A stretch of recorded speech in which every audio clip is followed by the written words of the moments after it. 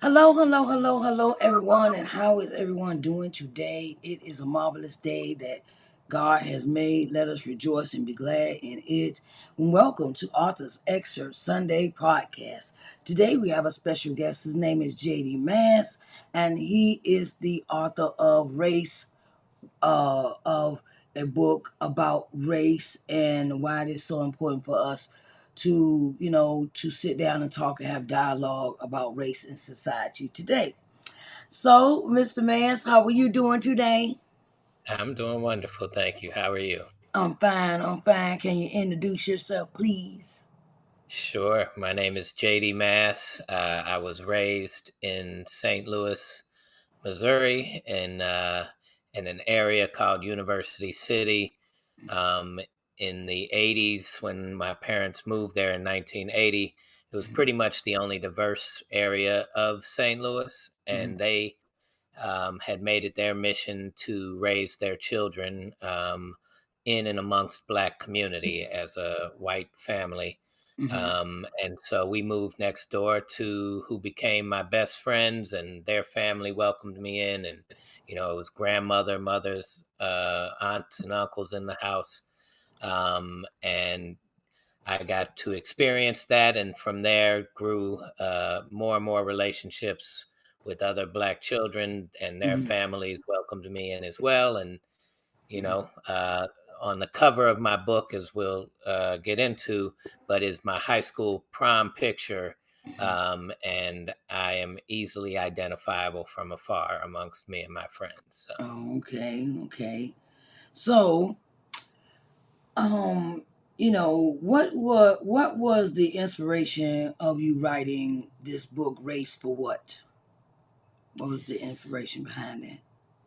So there was several parts of it, right? And my entire life, I've been wanting to understand why racism existed, and also be a part of building something better.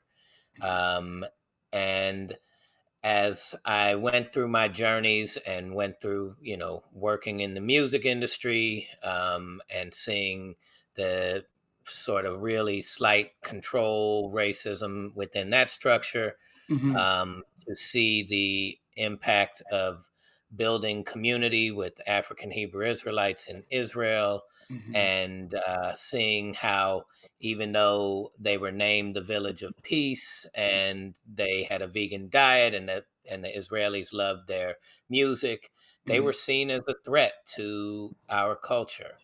And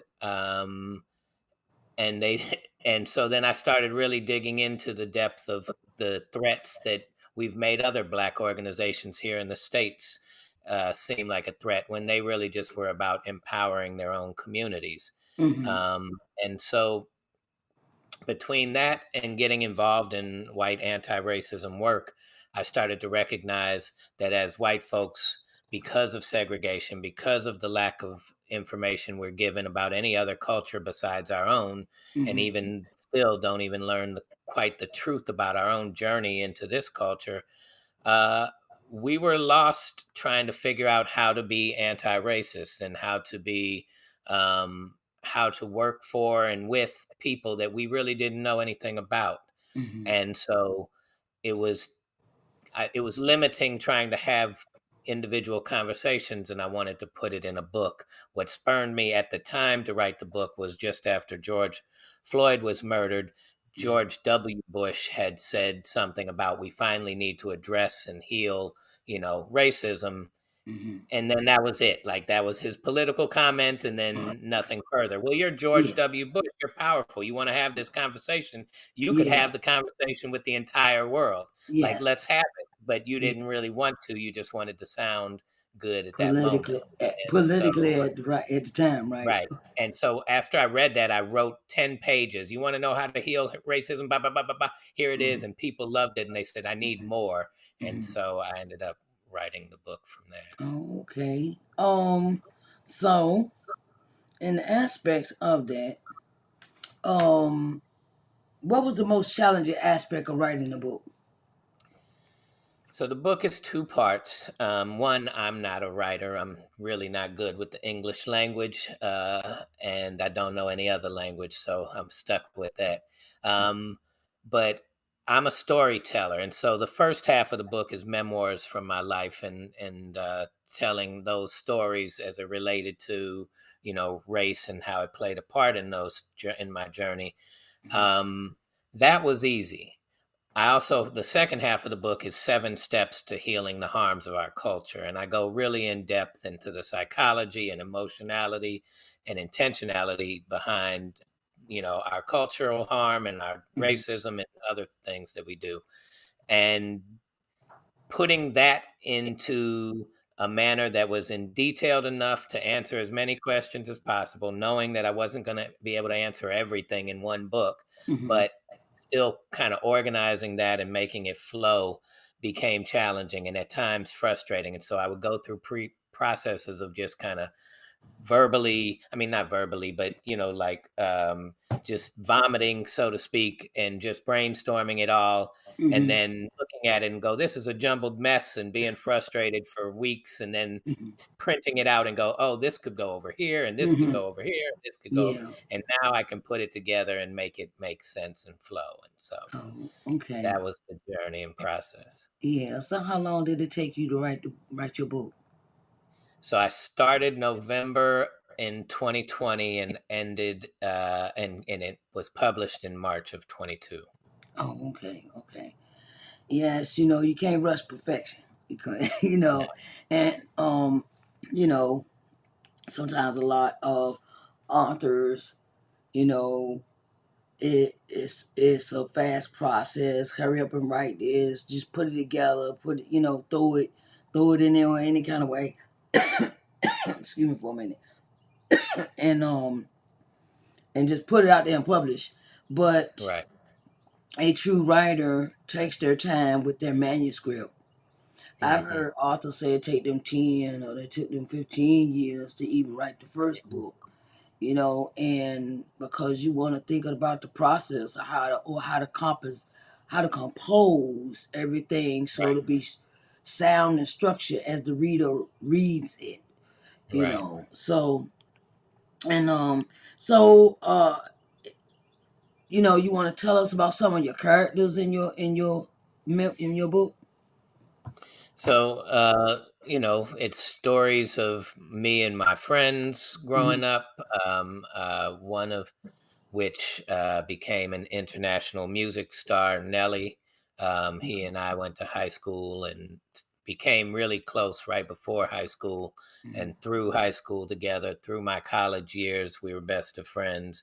Mm-hmm. And when his career took off, I ended up becoming his business manager for the first 4 years of his career. Mm-hmm. Um, and so I talk about him and that, and then through him, his uncle, I met the African Hebrew Israelites in Dimona. Now I know there's various groups of African Hebrew Israelites, but the ones living in Israel under the name of the Kingdom of Yah. I went in 2005, met them, and saw a level of humanity being practiced that I had never experienced before and Mm-hmm. wanted to be a part of that. So I talk about those main, illustrations in my journey. And Mm-hmm. as I came back and I met my son's mother, Mm-hmm. she, is a black woman that our son was 6 when I met them. He's 20 now, Mm-hmm. and in the beginning, she told me, "It's great that you love us the way you do. It's great that you know what you know, but if Mm-hmm. you really want to help us, go fix your people." Mm-hmm. And I didn't want to hear that. I didn't want to Right. be around my people any more than Mm-hmm. than she did. But I knew she was telling the truth, and so I started to get Yeah. involved in white anti-racism work while I was going through my doctorate in Mm-hmm. organizational psychology. So those are some of the stories that are in the story side of my memoir portion. Oh, okay. Are you ready to read us an excerpt from your book? I am. Get my glasses on for that Mm. part. Getting Let's old. let's see let's see this book cover. I want the Okay. audience to see the book cover. Yes. All right now. All right. Yes. Okay. All right. We read. That's not. I love the book cover. I love it. I love Thank you. the book cover. Thank you. So this is on page 9, towards the end of the introduction. Race for what is a turning point. It is a question and a commentary. Why did we whites create racism in the first place? Is what we must ask ourselves before we go any further. How does race continue to plague our progress as humans? And how can we unpack the psychological factors that continue to fuel racism? While we whites are constantly racing to dominate the world, the deeper question is what for? After examining these questions and more, we will get to the very heart of ending racism. Though the way forward is perplexing, we will complete this epic journey and bring forth a better world for others and the planet. Amen. I love that. I love that. I've read the description. I've read your description of the purpose of your book, and it draws a person in to really sit down and think, why do they, why do they think like that, or why does a person Mm, think like that, why does a person treat that person like that, and it's a thought-provoking book. It's a mhm. thought-provoking topic. And like I spoke earlier, I said it's a topic we need for today's society, that everybody needs to read this book. White, black, Puerto Rican, Mexican, Jewish, Hebrew, it doesn't matter what your Um, nationality is.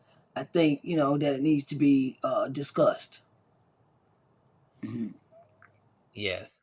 So, as a white Jewish man, uh, one of the things that harms our culture the most, as white folks, is that we don't really learn the truth about one white less melanated skin. Hmm. So starting there, Hmm. just it takes away and it sort of dismantles the idea of superiority. If I have Hmm. less of something that would allow me to absorb the sun and therefore be outside on the planet with Hmm. a greater amount of time Yes. than you, right? And you're able to absorb the planet, you're able, I mean, to absorb the sun, you're able to be in the sun.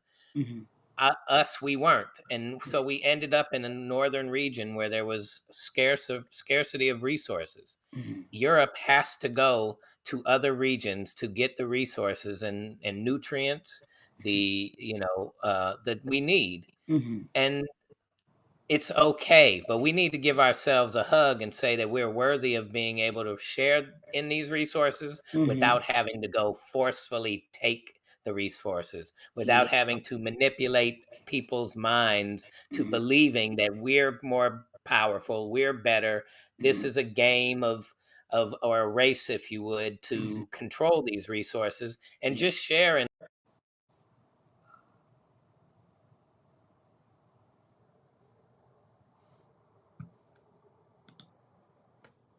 Well, like I said, we have a storm here.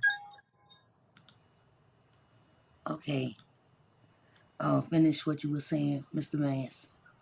so I don't know where I left off, but you know, The resources. instead of seeing this as a competition to Hmm. control resources, we Yes. built our entire economy on a scarcity mentality, that Hmm. there's a scarcity of resources on the planet, and therefore we must do what we can. We see everybody as competition. Hence, Hmm. the word race stems from that level of competition. And we need to address that psychology and how much that's hurting us, Hmm. instead of being more curious and collaborative and sharing the Hmm. planet.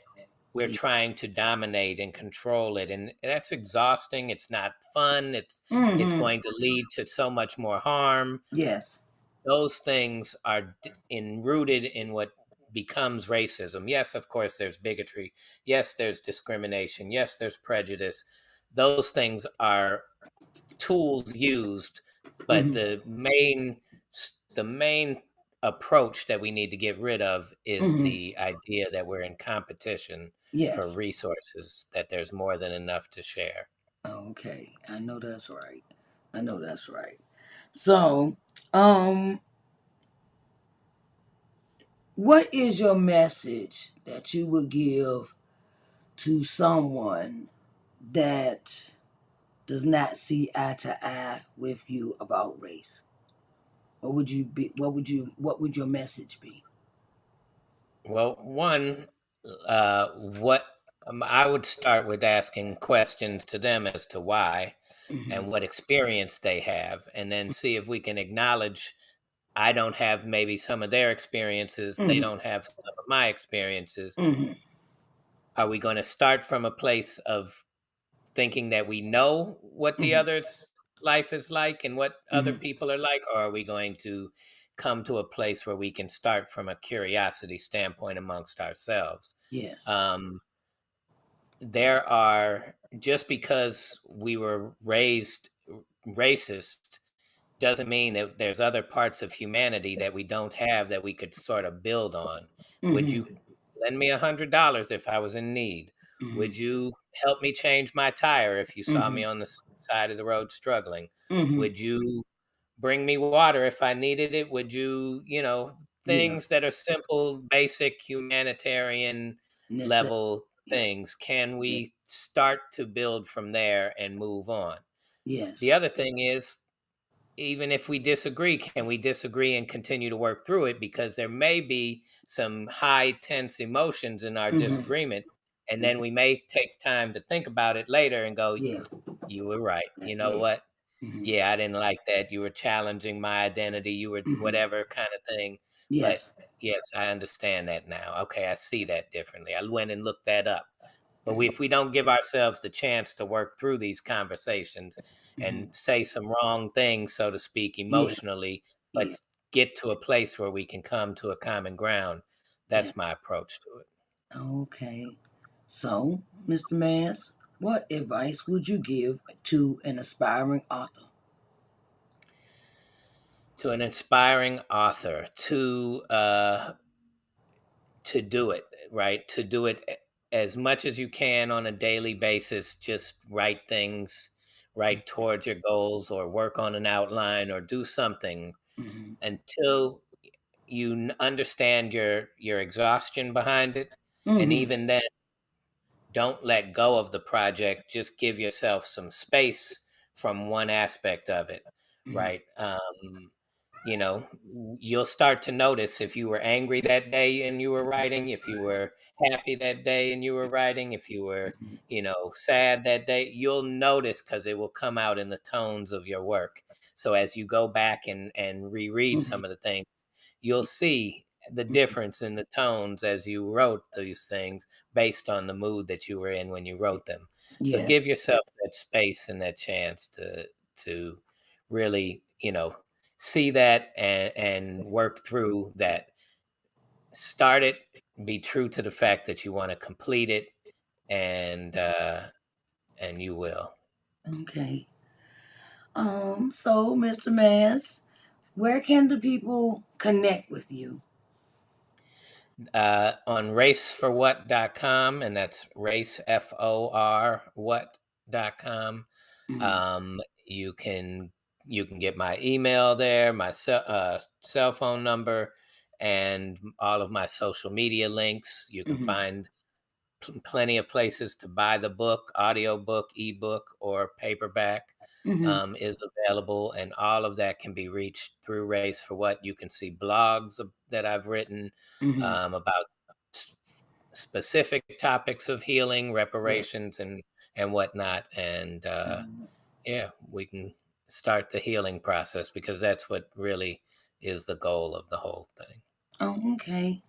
All right. Thank you, Mr. Mans. It is a pleasure and an honor to have you here with me today.